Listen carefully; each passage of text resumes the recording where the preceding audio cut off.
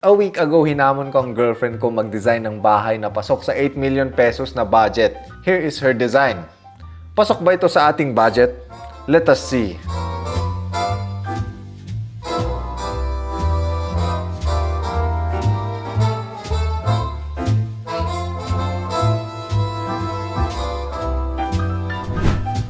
First time ko din actually makikita ito, my dude. So, sama-sama lang tayo dun sa experience. Okay, so mula sa labas, ang design niya ay contemporary minimalist na medyo may onting American colonial vibe. It actually looks really good kahit hindi masyado madaming palamuti. At yung rason dito ay ginamitan tayo ni Crystal ng pinagbabawal na technique. So one technique sa design to make your facade look balanced ay pag meron tayong mga vertical lines tulad nitong ating mga railing at itong gate, ay mag-i-introduce ka naman ng kukontra dyan.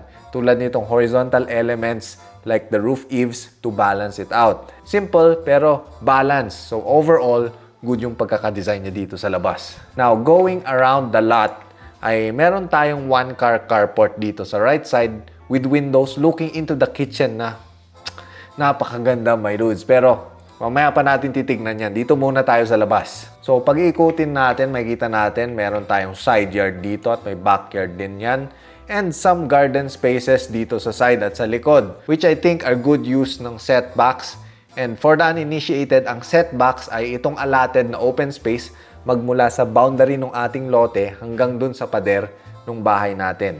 And pag titignan natin banda rito, may unpaved open space pa tayo or hindi sementado na parts ng lote. So it might seem like a waste of space pero very important ito, my dudes. The more unpaved open spaces, the better. Actually, itong garage, pwede natin to gamitan ng pavers with grass holes or yung mga paver na may butas, grass holes. Sounds wrong. Or maliban doon sa pavers na yun, pwede tayo gumamit ng mga pervious concrete. So hindi ito yung mga bastos na konkreto. Pervious means pwedeng tagusan ng moisture, which still sounds bastos, but it's good for nature. Anyway, balik tayo dun sa harap.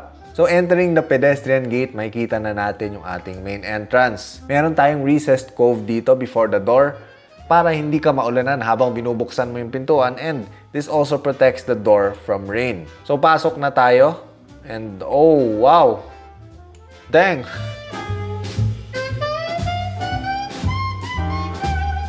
Very, very beautiful yung interiors. So, I guess effective yung interior design course na kinukuha ni Crystal.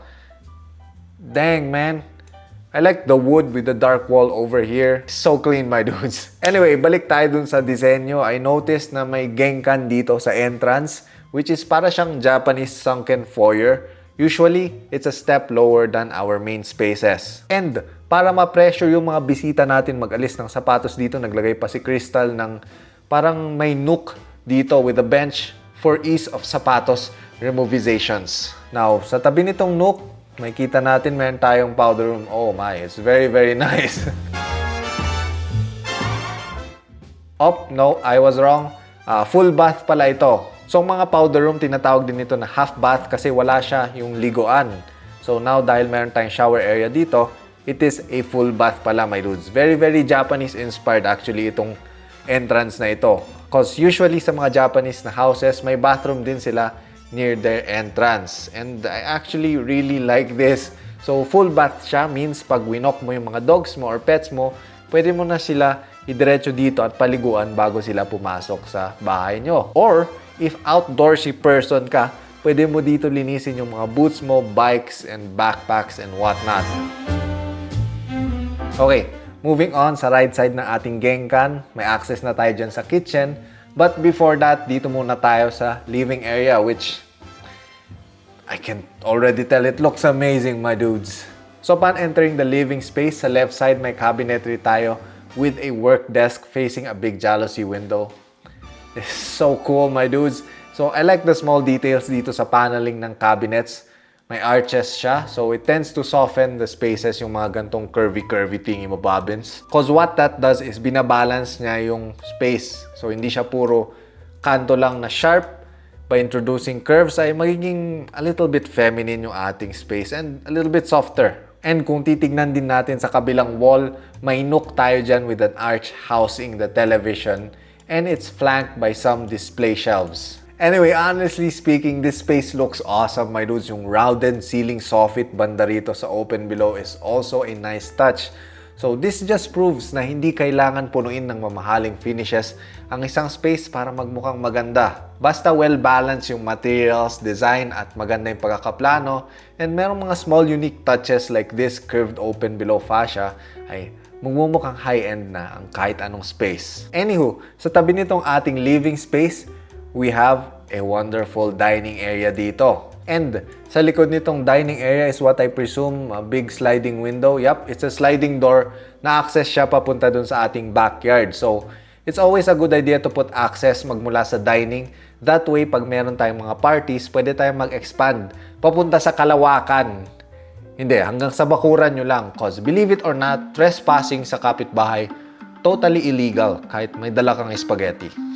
Now, going back sa loob, across the dining area, makikita na natin yung napakagandang kitchen na sinilip natin kanina. So, I like the cabinetries na ginamit ni Crystal dito. Contrasting siya dun sa cabinetries dun sa ating living space. Para pagpasok mo sa kitchen, you know, you're in the kitchen kasi iba na yung kulay ng cabinetry. And kung titignan natin, ngayon ko lang napansin, titignan natin dun sa under-counter cabinets, ay meron tayong onting arch dyan. So by putting arches dito sa breakfast nook ay magkakaroon tayo ng onting coherence sa design dun sa living spaces. Yung mga arches doon, may arch din dito. Coherence. Anyway, sa tabi nitong ating kitchen, makikita natin meron tayong sliding doors dyan na bumubukas papunta sa carport natin. Now, long-time viewers will know na tinitignan ko sa kitchen ay dapat may access siya palagi sa ating garage para pag may grocery ka, rekta mo na yun sa kitchen. So, labas tayo dito sa carport and hindi ko ito napansin kanina, my dudes, pero rounded pala yung columns na ginamit dito as support dito sa ating carport canopy, which is a good touch kasi sabi sa akin, ang rounded columns ay mas matitibay daw kadalasan kumpara sa mga square columns of the same dimensions. And in my opinion, rounded columns also look much better. Now, aside from the rounded columns, isa pang napansin ko dito ay yung ceiling nitong canopy ay gawa siya sa wood or it looks like some wood material. Looks a little bit suspicious, baka anayin or mabasa. Well, hindi naman natin kailangan gumamit dyan ng actual na wood. Pwede tayo gumamit ng mga WPC or PVC boards na may wood design. Basta hindi siya nabababad sa ulan, yung ceiling na yan, it will be fine. Let us go back in, my dudes. So, dito sa tabi ng ating dining and ating kitchen ay nakita ko nandito nilagay ni Crystal yung ating stairs papunta sa second floor. So, gusto ko tong location ng stairs na ito actually. Neatly tucked away in spaces no one will find. All you're feeling so deep inside. At first, duda ako sa stairs location. Pero the more I think about it, yung location niya, it actually makes sense. So, imagine late ka na sa work, pababa ka dyan sa hagdanan, kain ka na dito sa breakfast nook directly in front of it, and bam, labas ka na sa garahe, just drive away, boom, nasa work ka na. So fast. And also one thing about these stairs ay from the main entrance, hindi mo siya agad kita cause up that stairs ay yung mga private areas nyo na. So hindi basta-basta makakaakyat dyan yung mga marites nyong inimbitahan na bisita sa bahay nyo. They can't easily access and look at your slightly makalat na private areas. I mean private spaces. Anyway, balik tayo dito sa design ng hagdanan. There's something about the wood railings na very Japanese zen yung vibe niya. I actually really like the design nitong hagdanan na to. Simple lang yung railing pero maganda. Bagay na bagay itong wood ng stairs dun sa ating raw cement finish na pader. And big window sa tabi ng stairs. Very, very nice. And tignan nyo to, my dudes. Ang ganda ng family room. I like the use ng wood columns and wood na sahig.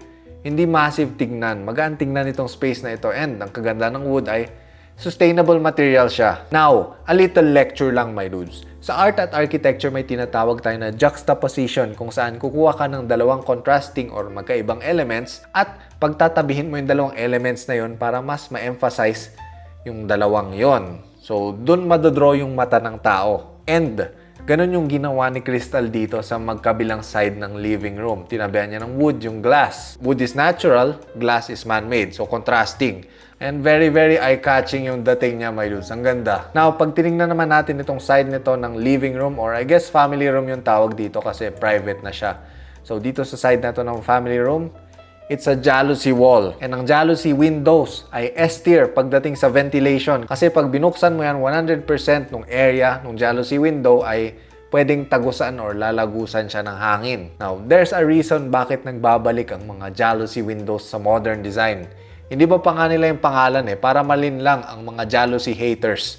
Some people actually call this louver windows now. Pero sa puso ko, it'll always be jalousie.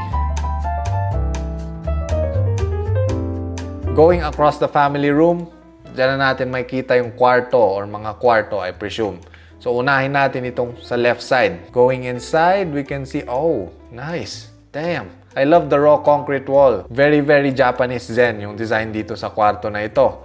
Now, para ma-achieve nyo yung gantong klaseng effect, raw concrete wall, you can use Asvesti Lime Wash paints or Davis Industria paints. Pag ang ginawa nyo ay palitada lang siya na plain, tapos tatop coatan nyo. In my experience, hindi pantay yung pattern. Minsan may dark na palitada, minsan may light. Depende dun sa nahalong tubig, tsaka kung gaano kalinis yung buhangin na nagamit. Pag dirty yung buhangin, minsan brown pa nga yung palitada. So, I do not recommend going that way pag gusto nyo nung raw concrete na finish na wall. Mas madali pa rin at mas effective yung gagamit tayo ng raw concrete simulation na paints.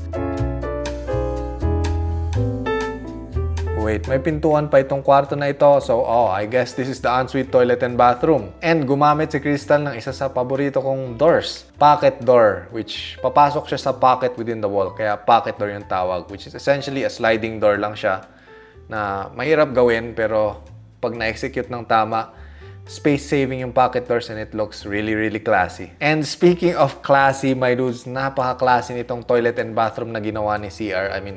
Ni Crystal. So, she did a good job not just sa layout nitong CR, but sa pagpili rin ng kanyang mga fixtures at finishes. Kasi yun yung kadalasan magdadala ng toilet and bathrooms, my dudes, ay yung fixtures na ilalagay nyo dito. Jomu. And no, hindi ako na-stroke. Jomu is a company na nag-offer ng complete bathroom solution. So, mapa toilet man, lavatories, faucets, urinals, showers, basta makikita nyo ito sa bathroom, my dudes, Jomu probably has it. Ang kagandahan dito sa Jomu, my dudes, ay super easy na mamili since kumpleto din sila dun sa mga uso na finishes. Feeling dangerous? They have gunmetal at matte black na finish. You wanna feel like a mid-century master craftsman? They also have amber gold, which is very, very social, my dudes. It's also available. Or, are you one of those classy Larrys? Siyempre, meron din sila nung classic na chrome, which for me, ito yung pinakamadali bagayan. Classy and elegant. Now, just because it's classy, hindi ibig sabihin na old school na siya, my dudes, dahil may mga smart products din ang Jomu, like their smart toilets. And meron pa silang mga smart mirrors, smart showers, etc. So, maraming mga regular fixtures na mapanlin lang. Tech hidden in plain sight. Oh, it's just a faucet? Nope. Smart faucet. Look at this unassuming shower. Nope.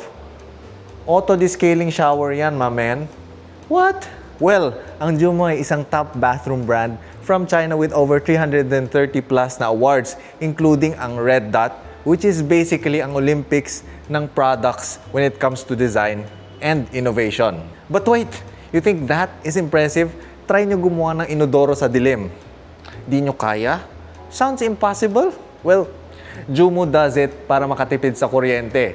So, meron silang eco-friendly na dark factory na 100% ng mga importanteng proseso ay ginagawa ng mga robots sa dilim. I myself cannot do that even though I'm such a specimen of a man. So, very precise at efficient yung kanilang manufacturing process, allowing them to save up to 71 million cubic meters ng tubig at hanggang 130 million kilowatt hours ng kuryente kada taon. And not to mention na ang Jomu products are surprisingly within reach budget-wise. So to see more of their products, my dudes, you could visit Sanitec. Sanitec has a ton of bath and kitchen fixtures na siguradong babagay sa bahay nyo. So, ang ganda talaga nitong bathroom. And meron ako isa pang napansin. What is this? May skylight yung bathroom. And ang advantage ng skylight dito sa CR ay kontra-amag siya because the UV rays, papatayin niya yung amag before it even grows up to be an adult. Sounds sad, pero you know, sorry, it has to be done. Now, aside from kontra-amag ay ang natural light, may tendency siya to make masisikip na spaces look mas maluwang at mas maaliwalas. That is why I really love skylights. And Crystal knows that, kaya niya siguro nilagyan ng skylight dito. Trying to trick me into liking this house. Too late, I already like it. Anyway, balik tayo dito sa kwarto, across the bed. Makikita natin, meron tayong sliding door dyan. So it is going to lead us dun sa ating mga balkonahe sa harap na wood pala yung railing nun. So again, with the wood railing, very sustainable. I actually love it. Anyway, itong kanyang first room was well designed hanggang sa CR. Excited na ako makita yung kabilang kwarto. Hopefully, hindi kamukha nitong room na ito. Given her time constraints, I hope she did more, you know. Pero I'd understand kung kamukha lang. Now, let's go in and oh, wow. It's not the same and it looks really good. So itong kwarto na ito mukhang mas maluwang siya. I'm guessing this is the main bedroom or the master bedroom. Now, on this side, makikita natin may wood paneled wall tayo. Along this wall, may built-in na headboard tayo. So, ang effect ng mga built-in headboards ay mas nagiging social yung space. So, kahit murang bed frame lang yung ilagay nyo dyan, basta may built-in headboard kayo, magmumukhang mahal yung bedroom nyo. As long as you use neutral at plain na beddings as well, my dudes. Huwag kayo gagamit ng Hello Kitty. I mean, you could use that kung yun yung nagpapasaya sa inyo. Pero pag may bisita, palitan nyo ng mga gantong klaseng neutral color. And just like the other bedroom, meron tayong sliding door dito papunta sa front balcony. Ayan, so magkahiwalay yung dalawang balcony sa harap, which is good for privacy reasons. Sa paanan ng ating bed, nandyan na yung ating ensuite toilet and bathroom. Planning-wise, kung titignan natin ay halos magkatabi lang sila ng ensuite toilet and bathroom nung kabilang kwarto. So that is good planning and good design, my dudes. Lagi kong pinagtatabi yung mga toilet and bathrooms para that way, hindi na masyado complicated yung mga pipes and sewer lines natin dyan. Dahil, you know, nasa isang area lang sila, essentially. Okay, now I'm not sure kung yung model lang yung nagkakaproblema. So, tinanong ko si Crystal kung bakit parang walang tiles yung toilet and bathroom. Micro-cement pala yung ginamit niya dito sa toilet and bathroom walls at sa floors. Now, ang micro-cement ay para siyang skim coat or palitada na ina-apply sa walls and pwede rin siya sa floors. And ang advantage ng gantong klaseng material ay seamless na siya tignan and very, very classy, my dudes. Talagang high-end yung dating ng ganitong klaseng finish. And ang kagandahan ng micro-cement ay water-resistant siya at wala siyang grout lines. So, very, very easy maintenance ito. Mas madaling maglinis ng ganito. Ang downside nga lang na yan ay mas mahal siya kumpara sa tiles. Minsan, halos times 2 pa niya yung presyo as compared sa nag-tiles ka na lang sana. Speaking of presyo, punta na natin yung magkano abutin ng ganitong klaseng bahay. Now, pag hindi kasama ang lote at furniture, ang bahay na ganito could cost roughly around 35,000 to 40,000 pesos per square meter kasi almost high-end na yung finishes na ginamit dito. Now, sa first floor, it's around 80 square meters. And yung second floor, 80 square meters din yung kanyang floor area. So, kung mamatin natin yan ng matindi, 160 times 40,000 per square meters, that will bring us to around 6.4 million pesos para dun sa interior space ng bahay. Now, for the carport, dahil wala itong walls at roof lang yung meron dito, tas slab lang yung floor, let's say around 15,000 pesos per square meter. 31 square meters siya. So, 15,000 times 31, it will bring us to around 465,000 pesos for the garage, which seems pretty generous for this kind of space. Now, pag pinagsama natin yung presyo ng garage at nung ating mismong bahay, at i-round up natin, it will cost us roughly 6.9 million pesos dun sa bahay at carport. May mga 1.1 million pesos pa tayo left over para sa exterior improvements at sa ating fence. Now, kung pipili tayo ng mas budget na materials, pwede pa natin mapababa yung cost dun sa ating loob, my dudes. But take note, rough estimates lang itong binabanggit ko na ito. Prices can fluctuate depende sa maraming factors. And with that being said, drop a like kung ayaw nyo mag-fluctuate yung CR nyo habang ginagamit nyo ito. Good luck, and may your poop be ever in your favor.